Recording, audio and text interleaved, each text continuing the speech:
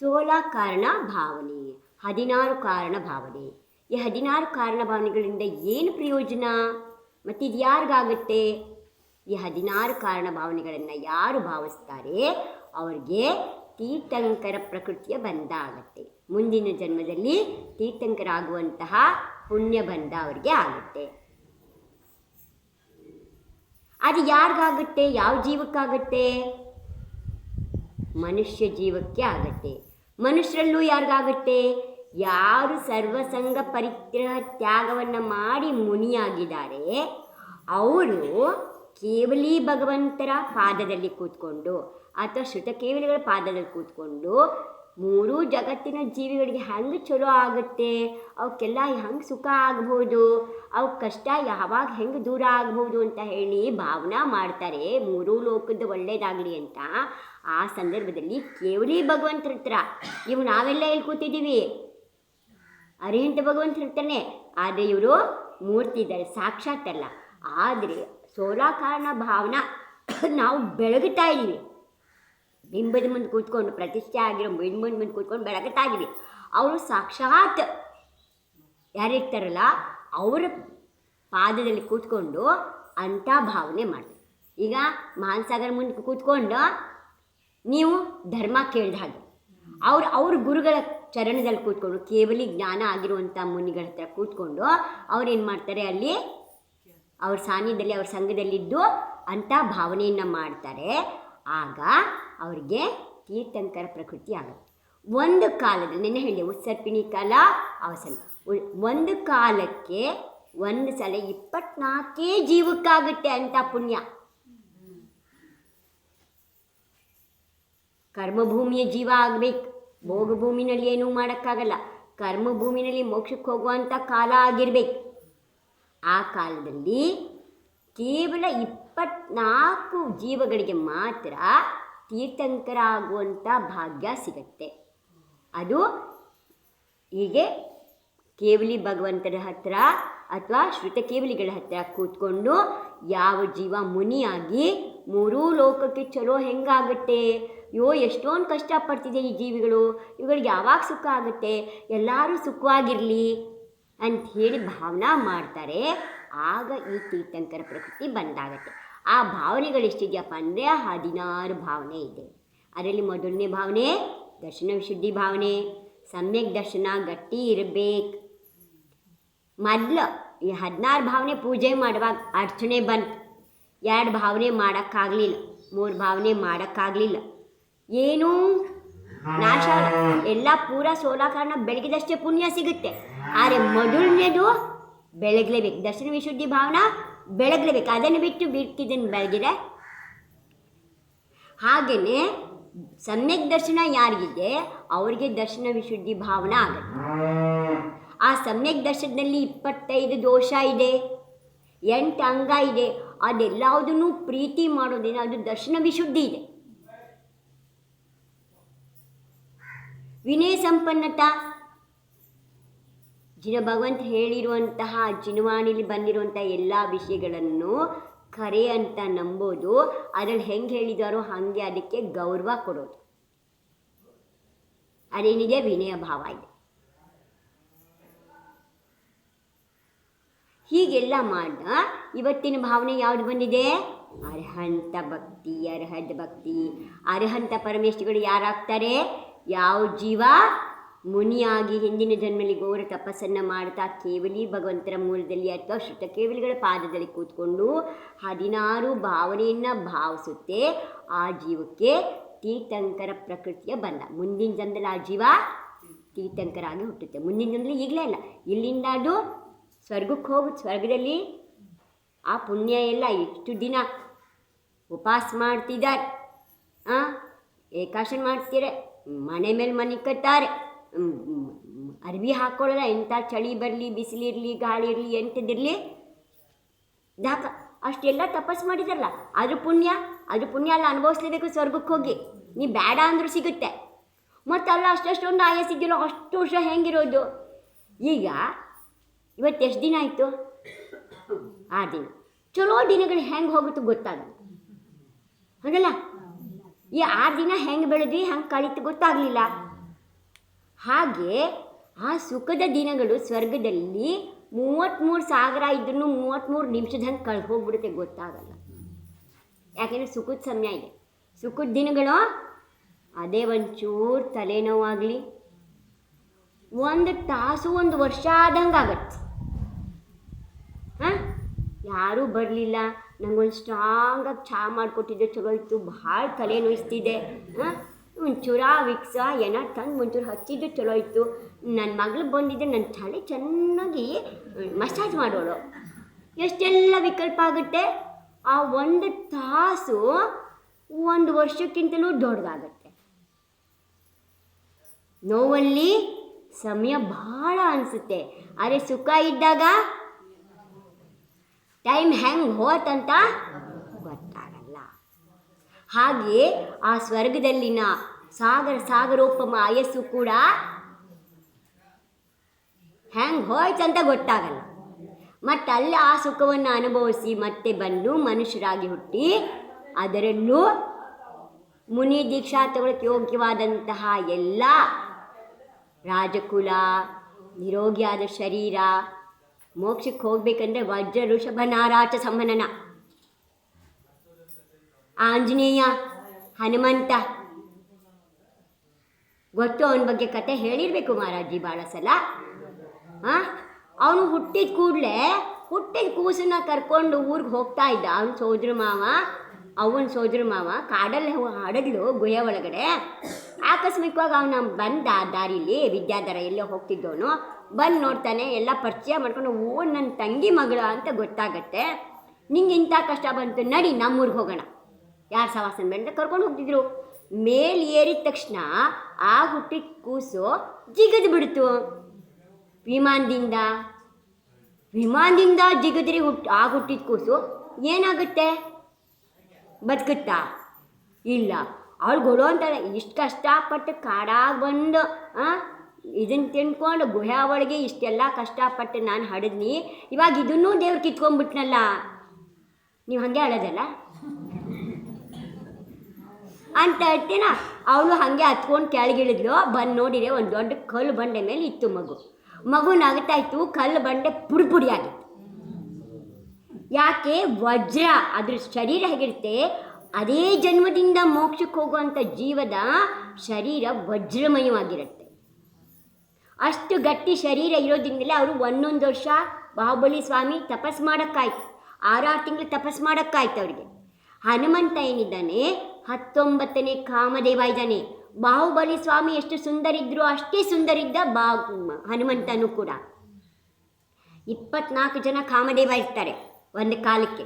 24 ಜನ ತೀರ್ಥಂಕರರು, 24 ಜನ ಕಾಮದೇವ, 14 ಮನುಗಳು, 12 ಚಕ್ರವರ್ತಿ, 9 ನಾರಾಯಣ, 9 ಪ್ರತಿನಾರಾಯಣ, 9 ಬಲಭದ್ರ, 9 ರುದ್ರ, 11 ರುದ್ರ, 9 ನಾರದ, ಮತ್ತು 24 ಜನ ತೀರ್ಥಂಕರ ತಂದೆ, 24 ಜನ ತೀರ್ಥಂಕರ ತಾಯಿ.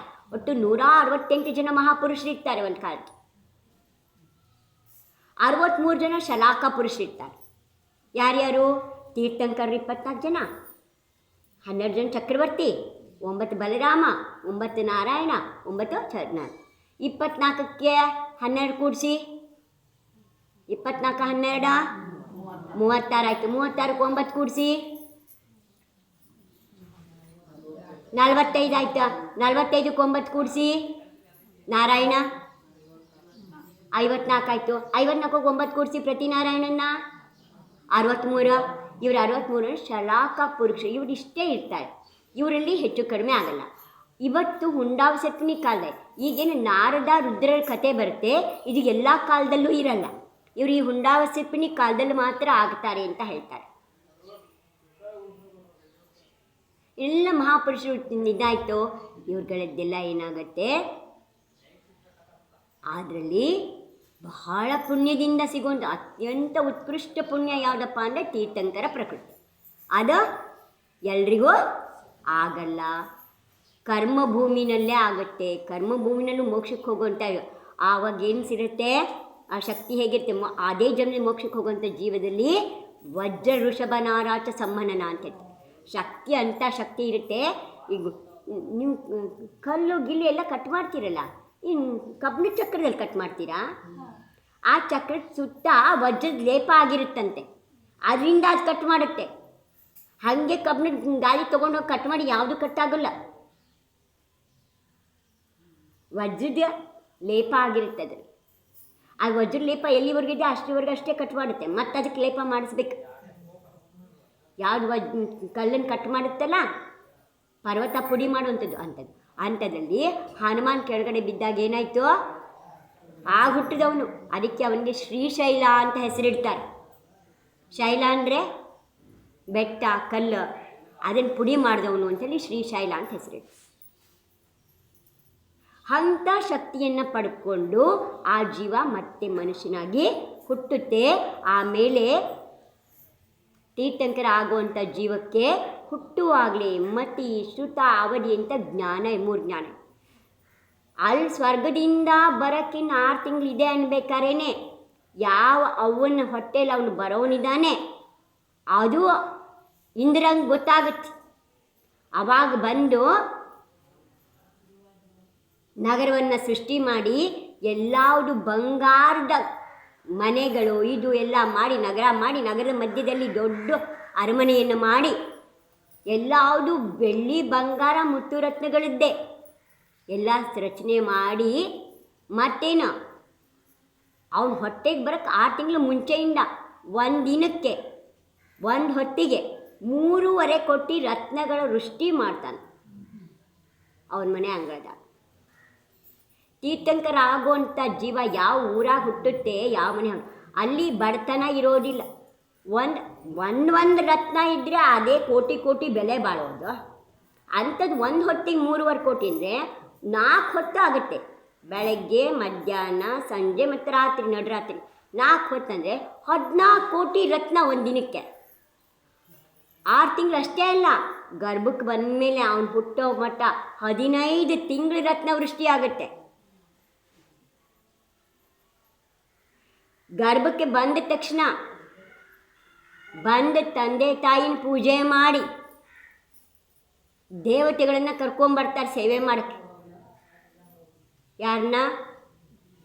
ತೀರ್ಥಂಕರ ಅವನ ಸೇವೆ ಮಾಡೋಕ್ಕೆ. ಶ್ರೀ ಧೃತಿ, ಕೀರ್ತಿ, ಬುದ್ಧಿ, ಲಕ್ಷ್ಮಿ ಅಂತ 6 ಜನ ದೇವಿಯರಿದ್ದಾರೆ. ಅವ್ರುಗಳೆಲ್ಲ ಬರ್ತಾರೆ. ಮತ್ತು ರುಚಕ ದ್ವೀಪದಲ್ಲಿ 56 ಕುಮಾರಿಯರು ಅಂತ 56 ಜನ ಕುಮಾರಿಕೆಯರಿದ್ದಾರೆ. ಅವರೆಲ್ಲ ಬರ್ತಾರೆ. ಅವರೆಲ್ಲ ಕಾಲೊತ್ತಕ್ಕೆ ದೇವಿ, ಅವ್ಳು ಗಾಳಿ ಬೀಸಕ್ಕೆ ದೇವಿ, ಪ್ರತಿಯೊಂದಕ್ಕೂ ದೇವಿಯರಿರ್ತಾರೆ. ಮತ್ತು ಭಗವಂತ ಹೇಗಿರ್ತಾರೆ ಹೊಟ್ಟೆ ಒಳಗಡೆ ಗರ್ಭಶೋಧನೆ ಮಾಡಿ ದೇವಿಯರು ಅದರೊಳಗೊಂದು ಸ್ಫಟಿಕ ಮಣಿಯ ಪೆಟ್ಟಿಗೆ ಇಡ್ತಾರಂತೆ. ಆ ಪೆಟ್ಟಿಗೆ ಒಳಗಡೆ ಭಗವಂತರು ಬಂದು ಕೂತ್ಕೋತಾರೆ. ತೀರ್ಥಂಕರ ತಾಯಿ ಹೊಟ್ಟೆ ಬೆಳೆಯಲ್ಲ, ಆಲಸ್ಯ ಆಗಲ್ಲ. ಆ ಪೆಟ್ಟಿಗೆಗಳು ಹಾಗೆ ಇರ್ತಾರೆ. ಹುಟ್ಟೋವಾಗ ಅವರು ಮಾತ್ರ ಆ ಪೆಟ್ಟಿಗೆ ಮಾಯ ಆಗುತ್ತೆ, ಅವ್ರು ಹೊರಗೆ ಬರ್ತಾರೆ. ಹೊರಗೆ ಬಂದ ಮೇಲೆ ಅವರ ಆಕಾರ ಹೇಗಿರಬೇಕು ಹಾಗಾಗುತ್ತೆ. ಹೊಟ್ಟೆ ಒಳಗೆ ಅಷ್ಟೇ. ತಾಯಿ ಶರೀರದಲ್ಲಿ ಯಾವುದೇ ವ್ಯತ್ಯಾಸ ಆಗಲ್ಲ. ಅವಳು ಉಲ್ಟಿ ಮಾಡ್ಕೊಳ್ಳಲ್ಲ, ಅವಳಿಗೆ ಸುಸ್ತಾಗಲ್ಲ, ಅವಳಿಗೆ ಯಾವುದೇ ಡಾಕ್ಟ್ರ್ ಹತ್ರ ಕರ್ಕೊಂಡು ಹೋಗಿ ಇಂಜೆಕ್ಷನ್ ಕೊಡಿಸ್ಬೇಕಾಗಿಲ್ಲ, ಎಲ್ಲೂ ಸ್ಕ್ಯಾನ್ ಮಾಡಿಸ್ಬೇಕಾಗಿಲ್ಲ. ಯಾಕೆ? ಭಗವಂತರು ಬಂದ್ಯಾರ ಹೊಟ್ಟೆಯಲ್ಲಿ. ಹುಟ್ಟುವಾಗ ಏನಿರುತ್ತೆ? ಮತಿ, ಶ್ರುತ, ಅವಧಿ 3 ಜ್ಞಾನ ಇರುತ್ತೆ ಅರ್ಹಂತ ಭಗವಂತರಿಗೆ. ಅವ್ರು ಯಾರನ್ನು ಗುರು ಮಾಡ್ಕೊಳ್ಳಲ್ಲ. ಮತ್ತು ಅವ್ರಿಗೆ ಊಟ, ಬಟ್ಟೆ, ಒಡವೆ ಎಲ್ಲ ಎಲ್ಲಿಂದ ಬರುತ್ತೆ?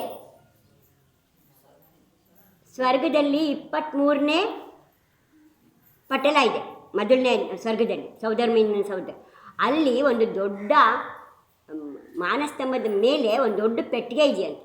ಆ ಪೆಟ್ಟಿಗೆನಲ್ಲಿ ತೀರ್ಥಂಕರಿಗೆ ಬೇಕಾದಂಥ ಒಡವೆ, ಬಟ್ಟೆ ಎಲ್ಲ ಇದೆ. ಅಲ್ಲಿಂದ ತೊಗೊಂಬಂದು ಅದನ್ನು ಕೊಡ್ತಾರೆ, ಅದನ್ನು ಹಾಕ್ಕೋತಾರೆ.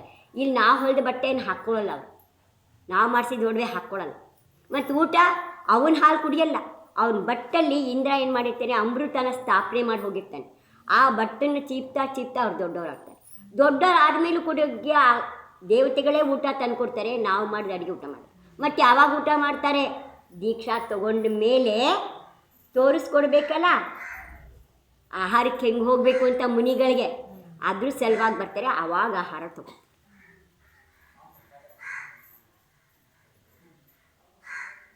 ಇಷ್ಟೆಲ್ಲ ಆಯಿತು. ವೈರಾಗ್ಯ ಇದು ಬಂದಾಗ, ಜನ್ಮ ಆದಾಗ ಬರ್ತಾರೆ. ಅವ್ರನ್ನೆಲ್ಲ ಕರ್ಕೊಂಬಂದು ಮೇರು ಪರ್ವತದ ಮೇಲೆ ಕರ್ಕೊಂಡು ಹೋಗ್ತಾರೆ. ಮೇರು ಪರ್ವತದ ಮೇಲೆ ಕೂರಿಸಿ ಕ್ಷೀರ ಸಮುದ್ರ, ಇದು ಜಂಬೂ ದ್ವೀಪ. ಮಧ್ಯ ಲೋಕದಲ್ಲಿ ನಮ್ಮ ಸಿಂಬಲ್ ಇದೆಯಲ್ಲ, ಚಿಹ್ನೆ ಇದೆಯಲ್ಲ, ಚಿಹ್ನೆ ಮಧ್ಯದಲ್ಲಿ ಒಂದು ಗೆರೆ ಹಾಕಿ, ಚಿಕ್ಕ ಜಾಗ ಇದೆ ಮಧ್ಯದಲ್ಲಿ, ಅಲ್ಲೊಂದು ಗೆರೆ ಹಾಕಿ, ಅದು ಮಧ್ಯಲೋಕ. ಆ ಮಧ್ಯಲೋಕದ ಮಧ್ಯದಲ್ಲಿ ಜಂಬೂ ದ್ವೀಪ ಇದೆ ನಾವಿರೋದು. ಇದು ಹೆಂಗಿದೆ? ತಟ್ಟೆ ಆಕಾರದಲ್ಲಿ. ಜಂಬೂ ದ್ವೀಪ ಹೇಗಿದೆ? ತಟ್ಟೆ ಆಕಾರದಲ್ಲಿ. ಅದ್ರ ಸುತ್ತ ಬಳೆ ಆಕಾರದಲ್ಲಿ ಒಂದು ಸಮುದ್ರ, ಒಂದು ದ್ವೀಪ, ಒಂದು ಸಮುದ್ರ, ಒಂದು ಅಸಂಖ್ಯಾತ ದ್ವೀಪ ಸಮುದ್ರ ಇದೆ. ಇದರಲ್ಲಿ ಇಲ್ಲಿಂದ 5ನೇ ಸಮುದ್ರ ಕ್ಷೀರ ಸಮುದ್ರ. ಕ್ಷೀರ ಸಮುದ್ರ ಅಂತ ಏನಕ್ಕೆ ಅಂತಂದರೆ, ಲವಣ ಸಮುದ್ರದಲ್ಲಿ ಆ ವಿಶೇಷ ಏನು? ನಮ್ಮ ಸಮುದ್ರ ಇದೆಯಲ್ಲ, ಅಲ್ಲಿಗೆ ಹೋದಾಗ ಆ ನೀರು ಹೆಂಗಿದೆ? ಉಪ್ಪುಪ್ಪಾಯಿ, ಅದಕ್ಕೆ ಲವಣ ಸಮುದ್ರ. ಅದು ಕ್ಷೀರ ಸಮುದ್ರ. ಅಲ್ಲಿ ಆ ನೀರು ಹಾಲಿನ ರುಚಿ ಇದೆ. ಇಲ್ಲಿ ಹೆಂಗೆ ಈ ನೀರು ಉಪ್ಪಿನ ರುಚಿ ಇದೆಯೋ, ಹಂಗೆ ಆ ನೀರೇನಾಗಿದೆ? ಹಾಲಿನ ರುಚಿ ಇದೆ. ಅದಕ್ಕೆ ಅದನ್ನು ಕ್ಷೀರ ಸಮುದ್ರ. ನೀರೇ ಅದು, ಹಾಲಲ್ಲ, ಅದೇ ನೀರೇ. ಅದೇ ನೀರಿನ ರುಚಿ ಹಾಲಿನ ಹಾಗೆ. ಅದಕ್ಕೆ ಅದನ್ನು ಮತ್ತು ಅದ್ರ ಮುಂದಿರೋದು ಅದು ಆ ನೀರು ಮೊಸರಿನ ರುಚಿ ಇದೆ. ಅಲ್ಲಿ ಮುಂದಿಂದಿರೋದು ಅದು ಕಬ್ಬಿನ ರಸದ ಆ ರುಚಿ ಇದೆ, ಇಕ್ಷುವರ ಸಮುದ್ರ.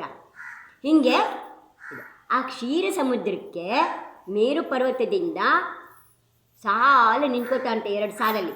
ಒಂದು ಕಡೆಯಿಂದ ಕಳಶದಲ್ಲಿ ನೀರು ತುಂಬ ಕೊಡ್ತಾರಂತೆ, ಅದು ಮೇಲಕ್ಕೆ ಹೋಗುತ್ತೆ. ಇನ್ನೊಂದು ಕಡೆಯಿಂದ ಕಳಶ ಕೆಳಗೆ ಕಳಿಸ್ತಾರಂತೆ. ಬೆಳಗ್ಗೆ ಓದಿದೆ, ಎಷ್ಟು ಕೋಟಿ ಲಕ್ಷ ಯೋಜನ ದೂರ ಇದೆ ಮೇರು ಪರ್ವತದಿಂದ ಕ್ಷೀರ ಸಮುದ್ರ. ಜಂಬೂ ದ್ವೀಪ 2 ಲಕ್ಷ ಯೋಜನ, ಲವಣ ಸಮುದ್ರ 1 ಲಕ್ಷ, 2 ಲಕ್ಷ ಲವಣ. ದಾತಕಿಕಂಡ 4 ಲಕ್ಷ, ಕಾಲೋದ ಸಮುದ್ರ 8 ಲಕ್ಷ, ಪುಷ್ಕರವಾದ ಸಮುದ್ರ 16 ಲಕ್ಷ. ಮತ್ತು ಅಲ್ಲಿಂದ ಮುಂದಿಂದ ಸಮುದ್ರ ಏನಿದೆ ಅದು 32 ಲಕ್ಷ. ಅದ್ರ ಮುಂದಿನ ದ್ವೀಪ 64 ಲಕ್ಷ. ಅದ್ರ ಮುಂದಿನ ದ್ವೀಪ ಏನಿದೆ, ಸಮುದ್ರ ಏನಿದೆ ಅದು 128 ಲಕ್ಷ. ಹೀಗೆ ಜಾಸ್ತಿ ಆಗ್ತಾ ಆಗ್ತಾ ಕ್ಷೀರ ಸಮುದ್ರಗೂ ಅದನ್ನ ಹಾಕಿದರೆ ಅಷ್ಟು ದೂರ ಇದೆಯಂತ ಅಲ್ಲಿಗೆ. ಅಷ್ಟು ದೊಡ್ಡ ಲೈನ್ ಮಾಡ್ತಾನೆ. ಎಷ್ಟು ಜನ ದೇವತೆಗಳು ನಿಂತ್ಕೋಬೋದಲ್ಲಿ. ಅವರು ಒಂದು ಕಡೆಯಿಂದ ನೀರು ತುಂಬಿ ಒಂದೊಂದನ್ನೇ ಕಳಿಸ್ತಾರಂತೆ, ಇನ್ನೊಂದು ಕಡೆಯಿಂದ ಖಾಲಿ ಕೊಡೋಣ ಕೆಳಗೆ ಕಳಿಸ್ತಾರಂತೆ. ಅಂತ ಇದರಲ್ಲಿ ಇದು ಮಾಡಿ ಅಭಿಷೇಕ ಮಾಡಿ ಮತ್ತು ಭಗವಂತರಿಗೆ ದೇವಲೋಕದ ಬಟ್ಟೆಗಳನ್ನ ತೊಡಿಸಿ ಕರ್ಕೊಂಬಂದು ತಂದೆ ತಾಯಿಗೆ ಮತ್ತೆ ಕೊಟ್ಟು ಮತ್ತಲ್ಲಿ ತಾಂಡವ ನೃತ್ಯ ಮಾಡ್ತಾನಂತೆ ಇಂದ್ರ. ನೀವೆಲ್ಲ ಕೈಕಾಲು ಅಲ್ಲಾಡಿಸಿ ಅಂದರೆ ಭಗವಂತನಿಗೆ ಆರತಿ ಮಾಡಬೇಕಾರೆ ಮೈ ನೋಯುತ್ತೆ.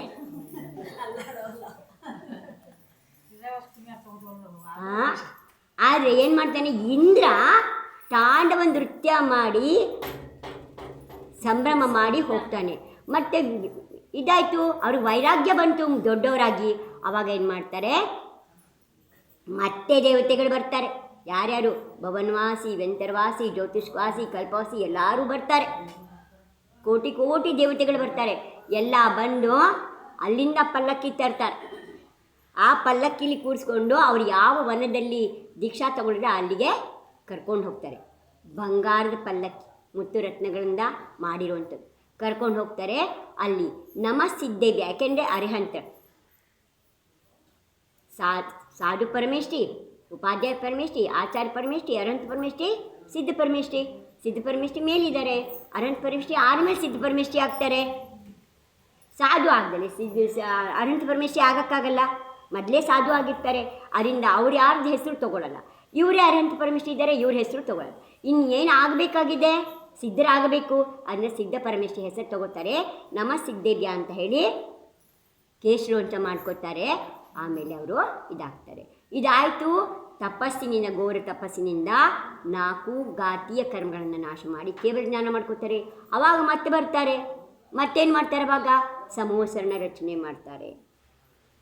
ಸಮೂಹಸರಣನ ರಚನೆ ಮಾಡ್ತಾರೆ.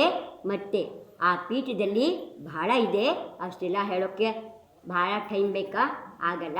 ಸ್ವಲ್ಪ ನೀವು ಹೇಳಿಲ್ಲ, ಸಣ್ಣದು ಮಾಡಿ ಹೇಳಿ ಅಂಥೇಳಿ ಸಣ್ಣದು ಮಾಡಿ ಹೇಳ್ತಾ ಇದ್ದೀನಿ. ಆಯಿತು, ಅದು ಹೇಗಿರುತ್ತೆ ಅಲ್ಲಿ?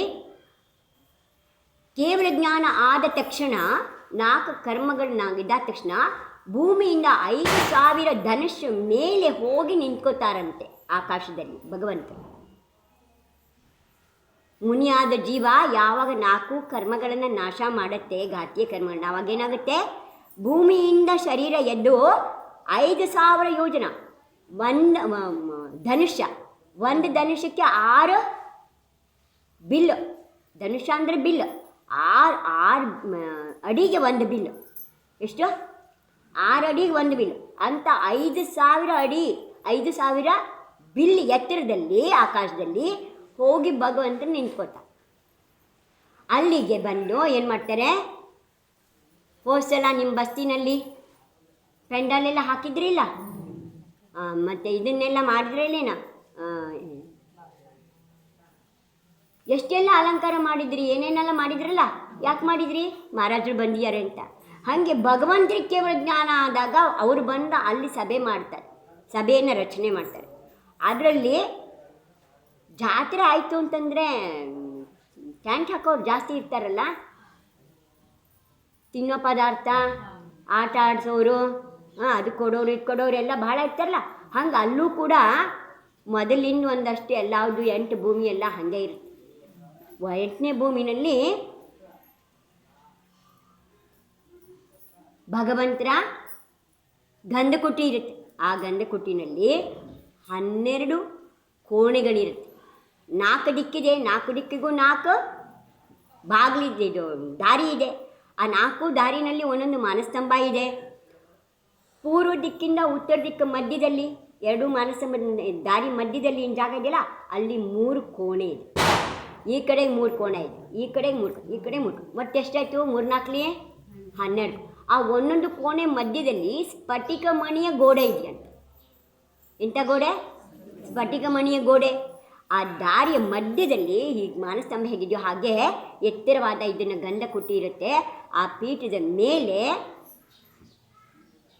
ಕಮಲದ ಹೂವನ್ನು 4 ಅಂಗುಲ ಬಿಟ್ಟು ಮೇಲೆ ಕೂತಿರ್ತಾರೆ ಭಗವಂತ. ಆ ಸಂವತ್ಸರಣಕ್ಕೆ ಭೂಮಿಯಿಂದ 5,000 ಬಿಲ್ ಮೇಲಿದೆಯಲ್ಲ, ಮತ್ತು ಮನುಷ್ಯ ಹೆಂಗೆ ಹೋಗ್ಬೇಕು ಅಷ್ಟೇ ಎತ್ತರಕ್ಕೆ? ನೀವೆಲ್ಲ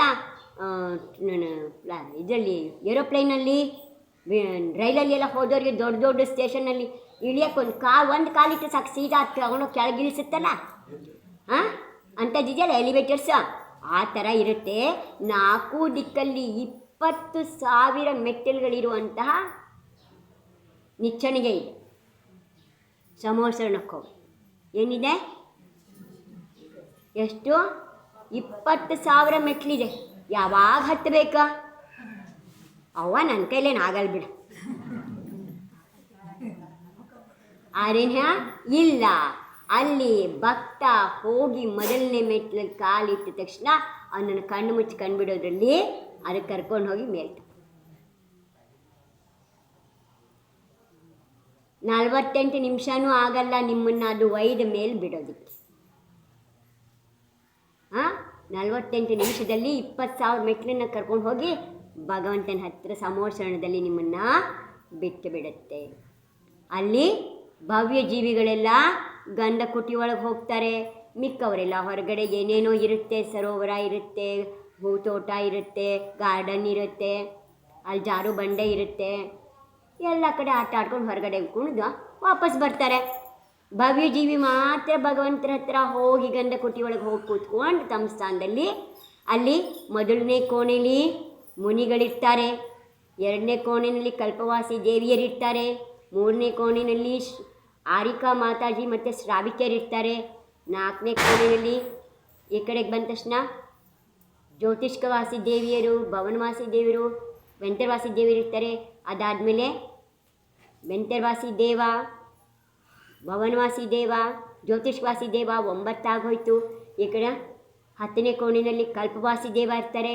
ಅದರ ಪಕ್ಕದಲ್ಲಿ ಮನುಷ್ಯರು, ಪುರುಷರು, ಸ್ತ್ರೀಯರೆಲ್ಲ ಆರಿಕಾ ಜೊತೆ ಹಿಂದ್ಗಡೆ ಕೂತ್ಕೊಂಡ್ಬಿಟ್ರು 3ನೇ ಮನೆಯಲ್ಲಿ. ಈ ಕಡೆ ಬಂತು, ಇಲ್ಲಿ ಏನಾಗುತ್ತೆ, ಮನುಷ್ಯರು ಇರ್ತಾರೆ, ಚಕ್ರವರ್ತಿ ಮೊದಲಾದವರೆಲ್ಲ ಅಲ್ಲಿರ್ತಾರೆ.